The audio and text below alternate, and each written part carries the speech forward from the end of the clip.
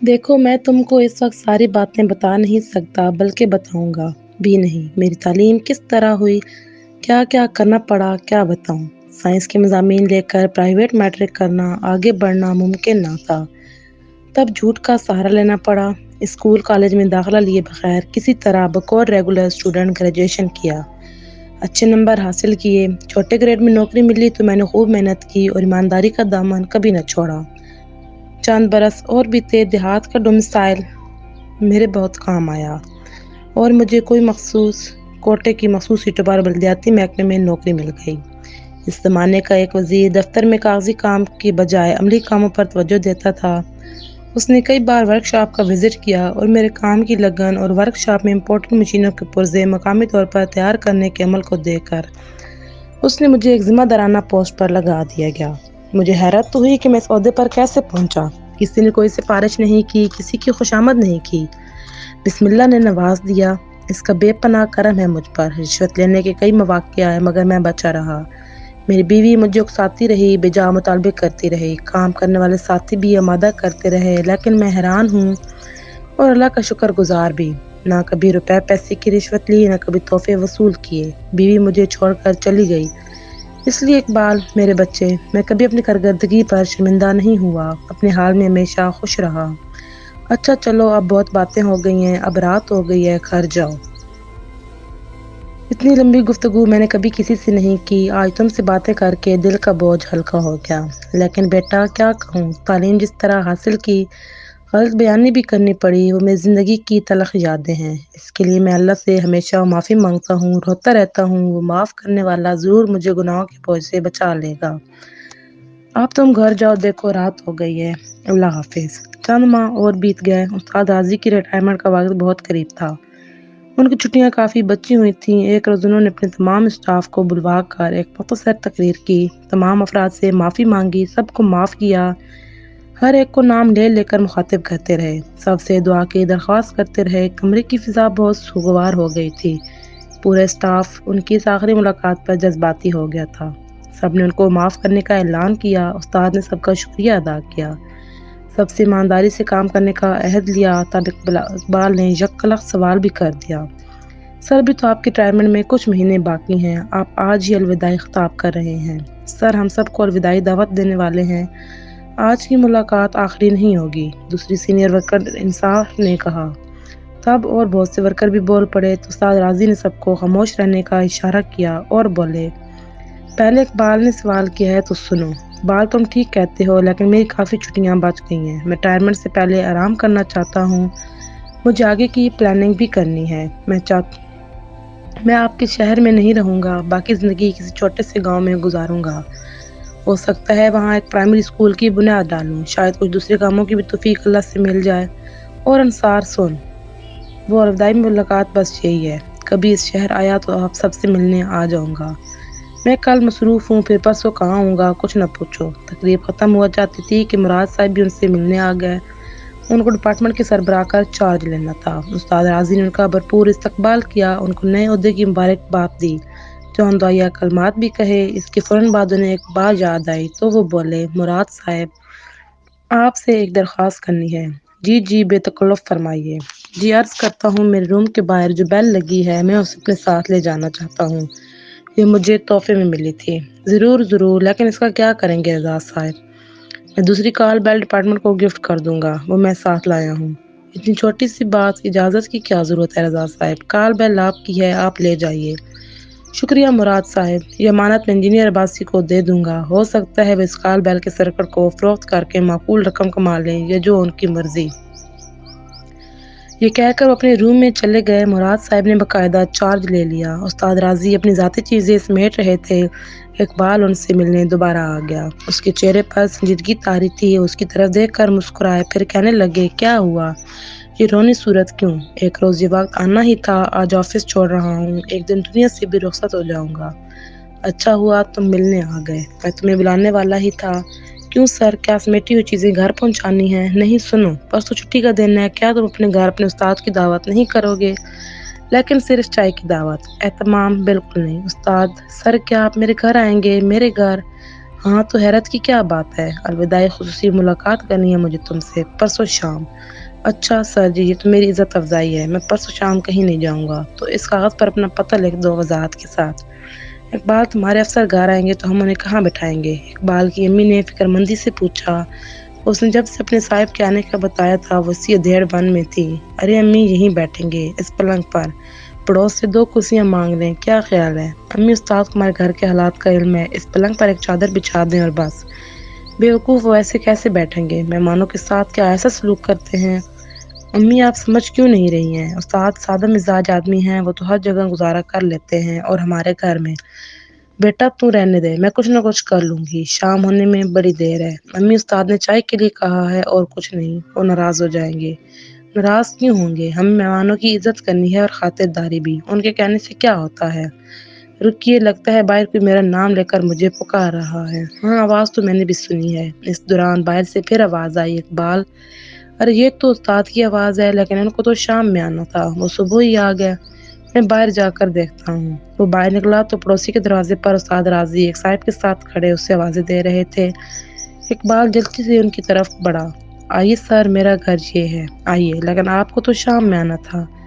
جی بیٹا، شام کو آنا تھا، لیکن سوری، ہمارے یہ دوست بہت مصروف ہیں، شام کو نہیں آ سکتے، اس لیے ہم جلد ہی آ گئے۔ دیکھو، ہمیں صرف کچھ کہنا ہے، چاہے کسی اور دن۔ انہوں نے ساتھ آئے ہوئے شخص کی طرف اشارہ کیا۔ اچھا اچھا، آئیے، میں امی کو بتا دوں۔ اقبال جلدی سے اپنے گھر میں داخل ہوا اور امی کو پکارتے ہوئے بولا، امی استاد آ گئے ہیں، ان کے ساتھ ان کے کوئی دوست بھی ہیں، میں ان کو اندر لا رہا ہوں۔ استاد راضی اور ان کے ساتھ آنے والا شخص بے تکلفی سے باندھ کی چارپائی پر بیٹھ گئے۔ کمرے کی دیواریں کہیں اینٹوں کی اور کہیں چٹائی کی تھی۔ دروازے پر پرانا پیوند لگا پردہ پڑا تھا۔ استاد نے اپنے ساتھ آنے والے شخص کی طرف اشارہ کیا اور بولا، اقبال میں شرمندہ ہوں، میں وقت سے پہلے آ گیا۔ یہ شامی صاحب ہیں، چند کاغذات لے کر آئے ہیں، تمہیں ان پر دستخط کرنے ہیں، شناختی کارڈ کی کاپی لے آؤ۔ گھبراؤ نہیں، یہ قانونی کارروائی ہے، کچھ چیزیں تمہارے حوالے کرنی ہیں، میں تم کو ان کا مالک بنا رہا ہوں۔ کون سی چیزیں استاد؟ ڈرو نہیں، شامی صاحب وکیل ہیں، ان کے پاس کچھ اوریجنل کاغذات ہیں، کورٹ کے اسٹامپ پیپر، کچھ فوٹو کاپیاں ہیں، وہ جہاں جہاں دستخط کے لیے کہیں کرتے جاؤ اور ان کاغذات کو سنبھال کر رکھنا۔ یہ تمہیں اپنا کارڈ بھی دیں گے، اس پر ان کے دفتر کا پتہ اور فون نمبر بھی ہے۔ میں تو شہر میں نہیں رہوں گا، تم شامی صاحب سے رابطے میں رہنا، انہیں فون کرتے رہنا، انہیں میرے متعلق سب کچھ معلوم ہوگا کہ میں کہاں ہوں، کیا کر رہا ہوں۔ سر، استاد بات نہیں کاٹو اقبال، میں تھوڑی دیر میں شہر چھوڑ دوں گا، اس چھوٹے بیگ میں تمہارے نام ایک خط ہے، میرے جانے کے بعد وہ خط نکال کر پڑھ لینا، اس میں جو کچھ ہے وہ سب تمہارا ہے، یہ سب چیزیں سنبھال لینا۔ میں تم کو مبارکباد دیتا ہوں، یقیناً تم پوچھو گے کہ کس بات کی، تو میں نے یہ بھی خط میں لکھ دیا ہے۔ یہ سب کیا ہے استاد؟ میری سمجھ میں کچھ نہیں آ رہا۔ جلدی نہ کرو، میرے جانے کے بعد تم بیگ کھول کر دیکھ لینا، خط پڑھ لینا، تمہیں سب کچھ معلوم ہو جائے گا۔ اب میری باتیں توجہ سے سنو، وعدہ کرو کہ اپنی تعلیم جاری رکھو گے اور علم کو خود تک محدود نہ کرو گے، جو کچھ تم کو آتا ہے کم علم لوگوں کو سکھانے کی کوشش کرو گے۔ یہ مشکل کام ہے، لیکن ہمت نہیں ہارنا، کبھی غرور و تکبر نہیں کرو گے، جو کچھ مل جائے صبر و شکر کرو گے، کوئی لالچ نہیں، کوئی فضول کام نہیں، جھوٹ، حسد اور غیبت سے بچو گے، ہر کسی کی عزت کرو گے۔ یہ میں بلند آواز سے گفتگو کر رہا ہوں، اس لیے نہیں کہ تم اونچا سنتے ہو، میں تمہاری امی کو بھی سنا رہا ہوں۔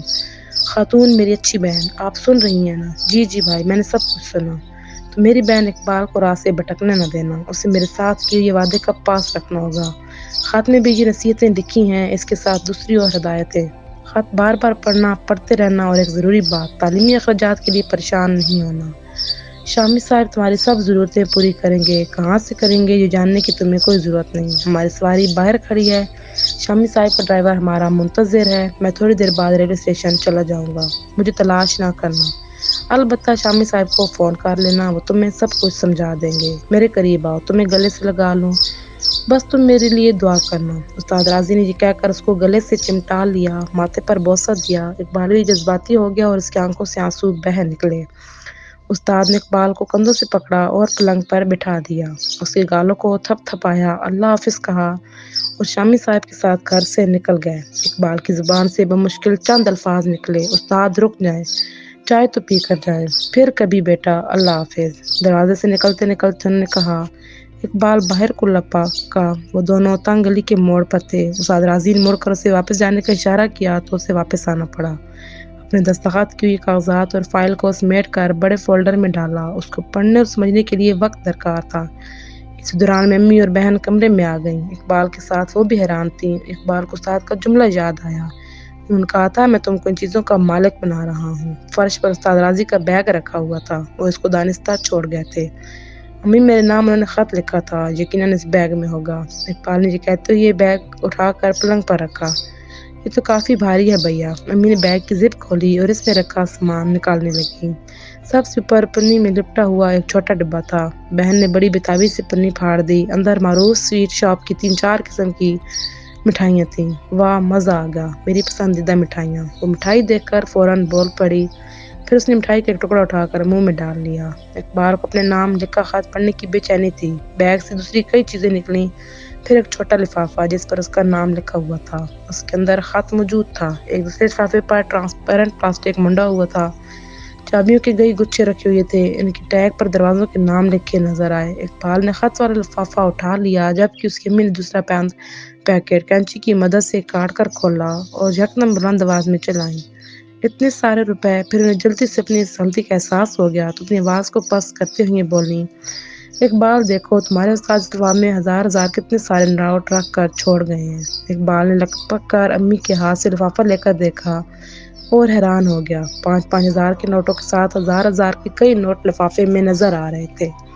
امی ہلکی آواز میں باتیں کریں، ہماری باتیں پڑوسی نہ سن لیں۔ میں نے کہا تھا نا استاد تمہارے لیے کوئی تحفہ لے کر آئیں گے۔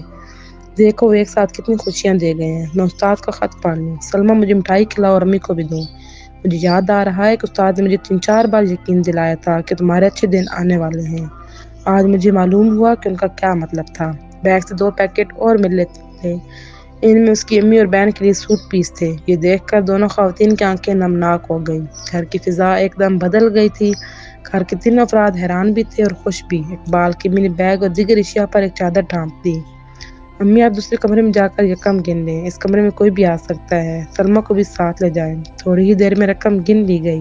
لفافے سے 75,000 کی رقم نکلی۔ اقبال نے استاد کا خط بھی پڑھ لیا تھا۔ اس میں درج تفصیل سے معلوم ہوا کہ انہوں نے اپنا مکان اور اس میں رکھا سب سامان اقبال کی ملکیت میں دے دیا تھا۔ ان کے گھر کا ایک چھوٹا کمرہ اقبال نے ہمیشہ بند پایا تھا، اس کی چابی بھی اس میں موجود تھی۔ خط میں وہ ساری ہدایات لکھی تھیں جن کو استاد نے عہد لیا تھا۔ خط میں صرف ایک نئی بات درج تھی اور وہ یہ کہ وہ اس سال حج کرنے کا ارادہ رکھتے تھے۔ انہوں نے اقبال اور اس کی ماں سے دعاؤں کی درخواست کی تھی۔ ماں بیٹی کی بے چینی بڑھ رہی تھی۔ وہ جلد سے جلد نئے مکان کو دیکھنا چاہتی تھیں، لہٰذا وہ سب فوراً ٹیکسی میں بیٹھ کر نئے مکان میں آ گئے۔ استاد کا دیا ہوا بیگ ان کے ساتھ تھا۔ اقبال نے پہلی بار مکان کا تفصیلی جائزہ لیا۔ بند کمرہ کھولا تو معلوم ہوا یہ ان کی لائبریری ہے۔ میز، کرسی، ٹیبل، لیمپ، سائیڈ میں کتابوں کے ایک ریک۔ اقبال کی توجہ میز پر رکھے ریگزین کے فولڈر پر پڑی۔ یہ ایک نیا لیپ ٹاپ تھا جس کے قریب رکھے رائٹنگ پیڈ پر اس کے لیے ایک نوٹ موجود تھا۔ تمہارے لیے یہ نیا لیپ ٹاپ ہے، میرا زیر استعمال لیپ ٹاپ میں لے جا رہا ہوں۔ اس میں محفوظ یادداشتیں میرے لیے بہت قیمتی ہیں۔ تمہاری ای میل آئی ڈی میں نے بنا دی ہے۔ اس پر تمہیں پیغامات بھیجتا رہوں گا جب تک تم لیپ ٹاپ پر کام کرنا سیکھ لو۔ امی کی تجویز پر سب نے وضو کیا۔ وہاں گھر میں ظہر کی نماز ادا کی۔ یہ مکان ان کی جھونپڑی جیسے گھر سے ہزاروں درجے بہتر تھا۔ انڈر گراؤنڈ ٹینک اور ہیڈ ٹینک، فریج، گیس کے چولہے، کراکری، بیت الخلاء، غسل خانے، washing machine, grinder, table, fan, ہر صورت کی تمام اشیاء موجود تھیں جو ان کے خاندان کے لحاظ سے کافی تھیں۔ اپنے گھر سے لائے ہوئے سامان کے ساتھ یہاں اطمینان بخش زندگی گزاری جا سکتی تھی۔ اب انہیں جھونپڑی جیسے مکان کا کرایہ بھی ادا نہیں کرنا تھا۔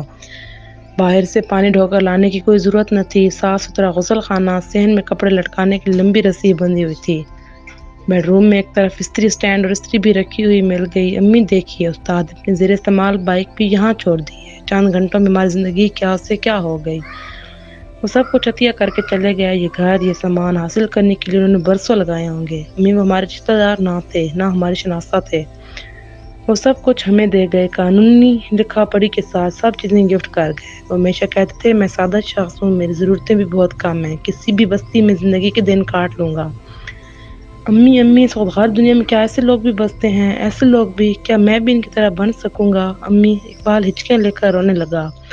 اسے یوں لگا تھا جیسے وہ تپتی دھوپ سے گھنی چھاؤں میں آ گیا ہو۔ امی نے محبت سے اسے اپنی آغوش میں لے لیا۔ ان کے آنسو بھی استاد راضی کو خراج عقیدت پیش کر رہے